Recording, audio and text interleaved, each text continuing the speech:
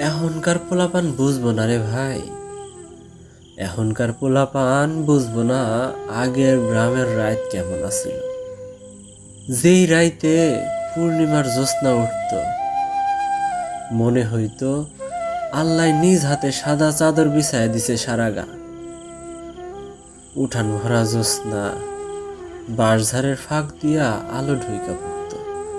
সেই রাইতে কারেন্টের এত ঝলকানি আসিল না, মোবাইল আসিল না, তাই মন ভরা শান্তি আসিল।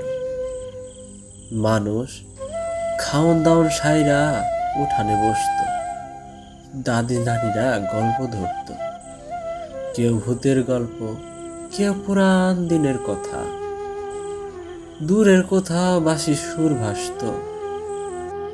আবার কোন বাড়ি থেকে শোনা যাইত মুরব্বীর কুরআনের তিলাওয়াত, পুকুর পাড়ের ব্যাঙ ডাকত, ঝিঝি পোকার আওয়াজে রাতটা আরো মায়াবী লাগতো। আহারে, ওই রাতগুলো আর নাই। গিরাম আছে, জ্যোৎস্নাও উঠে, কিন্তু আগের সেই শান্তি, সেই মায়া, সেই মানুষগুলো আর কই। সত্যি কইতে, আগের গ্রামের জ্যোৎস্নার রাতের মতো সুন্দর জিনিস এই জামানায় আর কিছু নাই রে ভাই।